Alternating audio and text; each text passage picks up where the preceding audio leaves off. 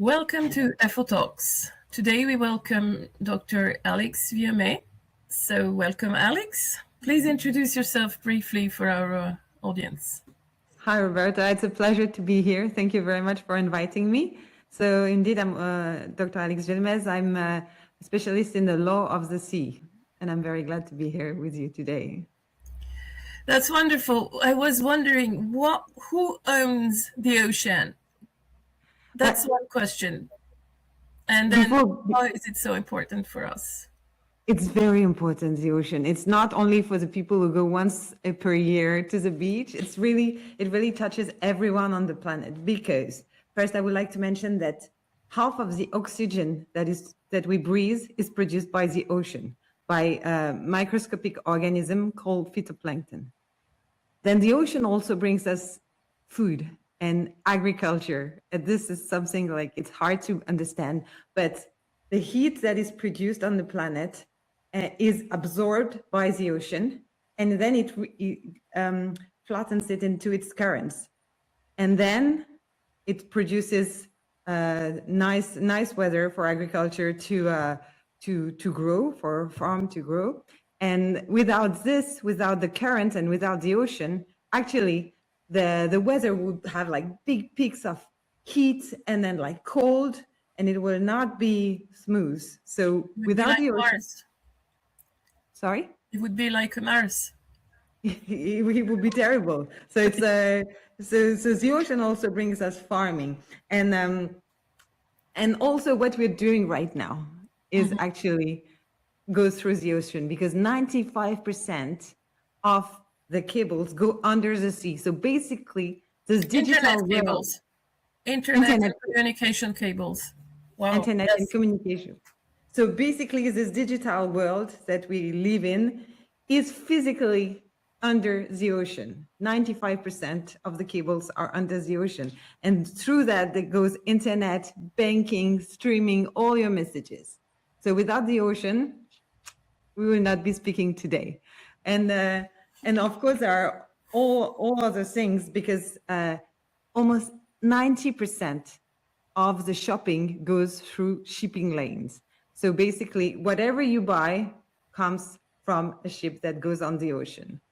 So this is something we forget. And also now we have more and more energy through offshore wind farms, tidal energy that is produced by the ocean and is brought to us by also an electricity cable. So I think most of people forget how important the ocean is, because we did not tell them, simply.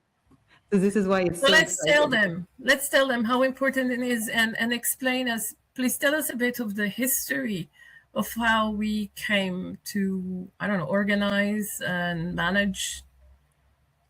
There is this thing that no one knows about, the law of the sea, unless you travel and work on it.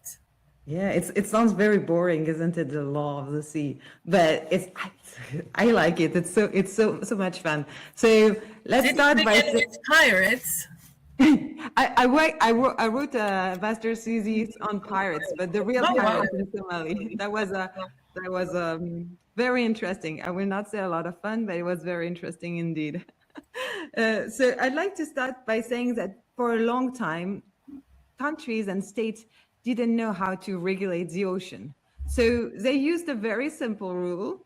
It's they could protect their shore to the distance that a cannonball could travel.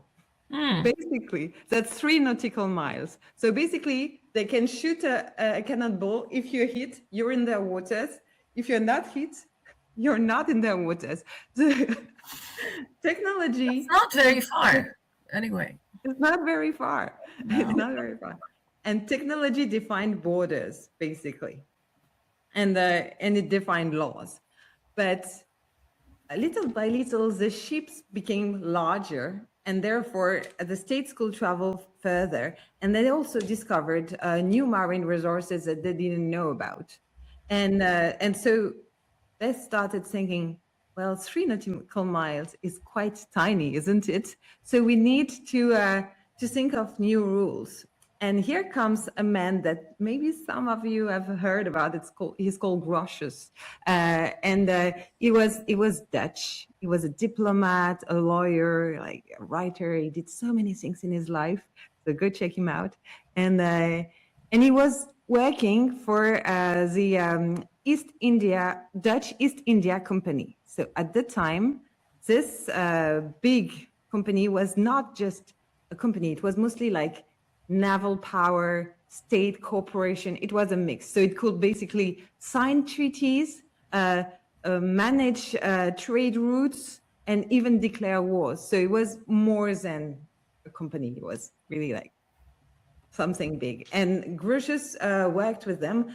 And the main problem of this company was that at the time, Portugal and Spain were really trying to take control over a large piece of the Asian seas because they wanted to control the trade routes. And Portugal and Spain, sometimes they said, okay, this sea and this sea route is ours. And they unilaterally decided this belongs to them. So Grotius wrote a book called Of the Freedom of the Sea. And he said, wait a second, you guys, let's not do this. And let's not make some parts of the ocean private as we did on land. The ocean belongs to everyone. And we need to keep this freedom of the sea. And this was gradually accepted. But then we came to, then states started to think we need to have a better legislation for this. And it took a long time. And it's only in 1982, so almost Yes, Grotius was what, the 17th century? It was, so he was born 1583, something like this. Yeah. So yeah, a long time ago. So it took us a long time to have more legislation in place. And so the main one we have today is called the UNCLOS. So it's UN Law of the Sea, basically. It was decided in 1982. And at the time, the knowledge of the ocean was not as big as it is today, but the concerns were more about who owns the ocean and how can we extract as much fish as possible? How can we extract as much oil as possible? So we need to be able to manage the claims of the different states. And so UNCLOS, territorial, you need to cut this out, territorialize the sea.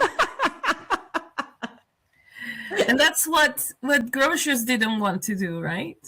That's exactly what Grotius didn't want to do. But in UNCLOS, they kept some part of the Grotius spirit. So we still have freedom of navigation. We can still have our ships going almost anywhere on the planet.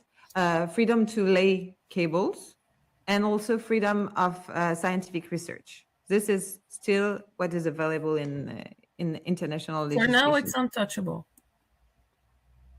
It's what exists today. So now the three main parts that UNCLOS created is, so we have territorial seas, which are up to 12 nautical miles. Okay. So remember, we had the cannon shot rule, which was 3 nautical miles, and now we extended 4 times more, so 12 nautical miles, where the state can basically do whatever he wants, basically. It's his sea, like it's his land. And then going further, from 12 to 200 nautical miles is the exclusive economic zone, EEZ. And there, basically, the state cannot prevent other ships to go or planes to overfly. Is just he has a right over the economic resources, so fisheries and oil and gas. And then the third part are the continental shelves rights. So basically, it's the right of the state over the bottom of the ocean. But presently, there are more and more discoveries that allow us to see that at the bottom, there are some deep sea minerals that can be used to create phones, electronics, computers, The famous rare minerals. Indeed. So now people said, okay, we need to grab this, and that's why another important treaty has been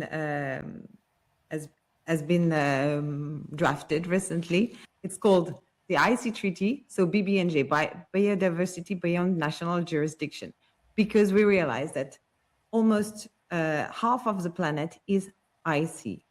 And they are not regulated by UNCLOS. Anybody can do whatever they want in it. So a country can go and extract all the minerals you can see, you can find, or so that's the poles. Sorry? And the poles, both poles. No, everywhere across the planet. High sea. Sorry. High seas. Like yes. Half of the planet is high seas. Okay. So a country could go there, pollute, destroy, do whatever you want. It was not regulated. And the state of the science became so that we discovered that in the high seas, we have genetic resources that can be used, for example, to cure cancer or to make medicine. So now states decided we need to protect this area because a single country cannot just go and extract whatever he wants and make a cure for malaria and just get all the money. Poor countries say this is not right because this belongs to the commons, and the country cannot just extract it. Like wealthy powers cannot just extract it and do whatever he wants with it. And so a new treaty has been drafted. It's called Biodiversity Beyond National Jurisdiction, the High Sea Treaty. And the High Sea Treaty has been adopted in January 2026. And now more and more countries are ratifying it and agreeing that this should be implemented. So they integrated in their national law. Yeah, exactly. Okay. So about this new deep sea biodiversity treaty, or biodiversity beyond national jurisdiction, I believe it's called, or High Seas Treaty. How many countries are joining in? How is it going? 145 countries have signed the treaty. It means they support it politically. And today, 89 countries have ratified it. That means they agree that this country is legally binding for their country. So it starts being a lot. And on this side, there is also a moratorium on deep sea mining. More and more countries agree that we should halt deep sea mining because we don't have the sufficient scientific knowledge to go and dig. It is because every day scientific discover new species in the deep sea. And the knowledge of the deep sea has increased since the 1980s when UNCLOS was decided. So parallelly, we have this advancement in international ocean law. But the problem also today is that the law of the sea is extremely complex. There is not one single organization that manages the ocean, but hundreds of organizations. So for example, shipping, you have the International Maritime Organization, which is based in London, IMO. For deep sea mining, you have the International Seabed Authority, which is based in Jamaica. It's based in Jamaica because UNCLOS was signed in Jamaica. So the law of the sea from 1982 was signed in Jamaica. And then you have different regional biodiversity organization, regional fisheries organization, and it's too much. So the law of the ocean really works in silos at the moment. But since the scientists discovered how important the ocean is for the climate, how important it is for the air we breathe, for all the biodiversity that is under the sea that we didn't know about, now more and more countries are thinking we need to have a global governance for the ocean. And soon there will be a a meeting to discuss this, how we create one single international governance for the ocean. So, if I understand, most countries are agreeing that we should protect the bottom of the sea. Yes. And in general, high seas should be protected because they are a very valuable resource for the planet, for humanity, etc. Exactly. There is soon to be a new meeting to discuss how to do this. So which countries are taking part and which countries are not taking part? So are the big actors taking part in it? Yes. So for first, we should mention that the US, which has one of the biggest maritime zone in the world, has signed UNCLOS but has not ratified it. Okay. And so he did not say it's legally binding for his country. And now the two main players, of course, in deep sea minings are US and China, because they have a lot of mines, and they both signed the BBNJ agreement, the High Seas Treaty, but they have not ratified it. So there are some concern about who is willing to respect the authority of the ISA, the International Seabed Authority based in Jamaica, and who wants to take the lead without respecting international law on this. Yes, and then how can it be enforced if someone is not respecting it? It's hard now to enforce it. That's the problem. But yeah. No. So there should be like a shift in countries and people that manage these things to realize that we should all take responsibility.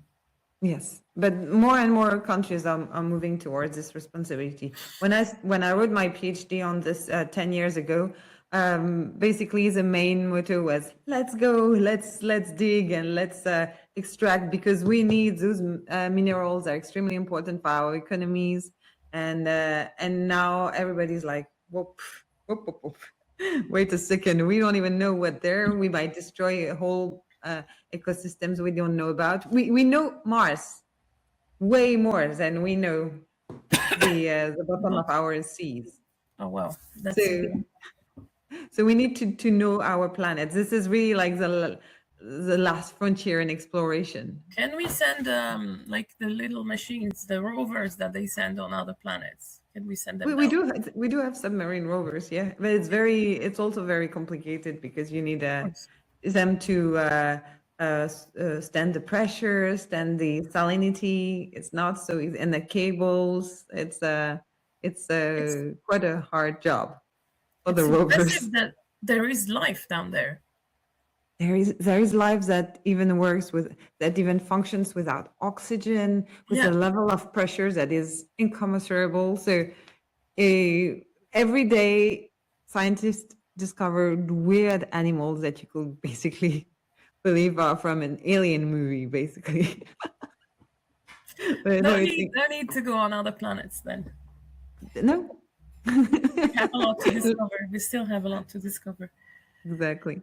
So tell us about all these treaties and complicated law. How does it apply in specific places which have come to the foreground of the news lately? We can begin maybe with the Strait of Hormuz that everyone has heard about, and move on to other places where this law and these complications play out and have direct visible consequences. Sure.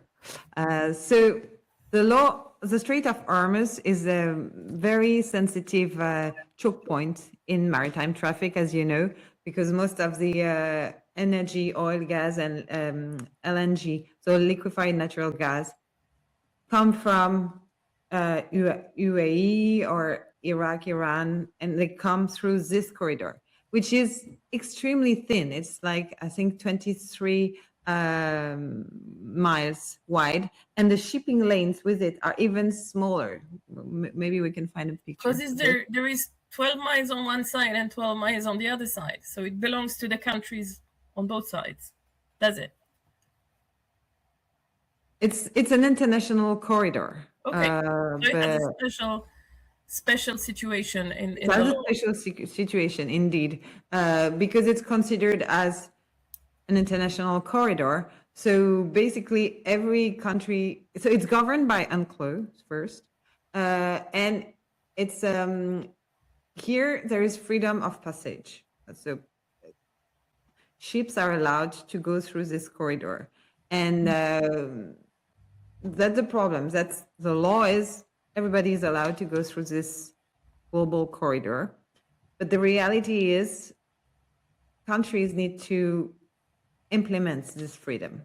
So if a country suddenly says, I don't want ships to go through this passage anymore, then we have a problem of implementation of international law. And that's exactly what Iran is doing right now by basically what they're doing is they're increasing the price of insurance, because ships, which first ships are valuable, and their content is what they bring is even more valuable.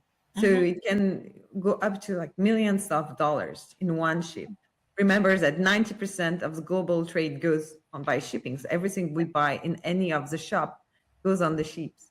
So the when Iran wants to block the passage, it simply increases the price of insurance by saying, we have mines there that might explode on one ship, or we have drones that may attack any of these containers. Okay, so it's and basically nobody wants to go there anymore. Alix, how is the situation this late in this last couple of weeks or these days in around the Strait of Hormuz and the Persian Gulf? So there is a double blockade. First, Iran is trying to block any country that it feels is hostile to it. So it raises the price of insurance with drones and mines. And the US is also blockading and trying to block any Iranian oil export out of the country to make sure that Iran cannot use the Strait of Hormuz as an economic leverage in its war. Excellent. Are there, so I guess there are many other straits around the world that are not having a blockade, but they still have their own peculiarities. Exactly. There are three other places in the world that are important. So the first one is the Strait of Malacca, because most of the electronic supply goes to Asia through this point. So if it's blocked, basically the whole economy of the world will be halted, because Asia wouldn't have enough electronic supply. And the Strait of Malacca is only jointly managed by Malaysia and Singapore and Indonesia jointly. So we have the Strait of Malacca, and then we have two other canals that are very famous. The first one is Suez Canal, which has been created by Egypt. So they basically digged the earth, the soil, removed it, and make water pass through it. And before that, ships had to go all across Africa. Around Africa. Around Africa, and go through South Africa and then tour. So with this canal, the trade between Europe, Asia, and Africa was increased. Yes. But the problem is, this is not managed by UNCLOS. This is managed by a treaty, the 1888 Constantinople Treaty. And the canal is a state power. So Egypt manages it. And then we have the Panama Canal, which was helped being created by the US when Panama became free from Colombia, I think, and in 1903. And now it's managed only by Panama. But this canal is completely man-made, and basically it depends on fresh water from the country. because there is a system of passageways and that goes with fresh water brought from the state, the inland countries. Okay. And when there is a drought, like this happened, there is no passage in the canal. And this increases the price of goods because they are blocked and they cannot enter. Yes. And this has a real impact on economy. So all those three, those four, so Canal of Suez, Canal of Panama, Malacca Strait and Hormuz Strait are very important choke points for the whole global system. I believe that the right term is the law of the seas. It sounds fascinating, complicated, and what are the main gaps, in your opinion? The main complications? So there is one gap that is being addressed right now, and it's that the law of the sea is not longer considered as one technical entry point. The ocean is more and more considered as an ecosystem that needs to be globally protected, rather than just, a place where we apply our authority. And the biggest example is that now with the BBNJ, it will be possible for countries to create marine protected areas in the high seas. Oh, that's very good, especially because we understood the importance of some marine species like phytoplankton, whales, for the whole biodiversity of the ocean and the oxygen creation and everything. And so if countries now can protect a migratory species along its way, it means, let's take, for example, a turtle. Turtle lays egg was born in a Costa Rica beach and is protected along the way back to Australia, where it lives. And it means we can protect this species in a global environment, not just, in some state protected areas. Okay. So this is the biggest change that will happen soon, and I cannot wait for it. And the fact that we think of the ocean as an ecosystem is a real progress, and that the law is changing constantly. So it's very exciting place to be at the moment. So we can speak again after this great meeting. Yes. And end on a positive note. Yeah. Yes. I'm sure great things will happen, because Okay, now great. we tend to have a more systemic view of the world rather than a silo view. So yes, it's very exciting. We'll speak about this next time. Yeah, Thank it will you. be a pleasure. Looking forward. Thank you. Bye. Join the conversation at Fair Observer and subscribe to our YouTube channel.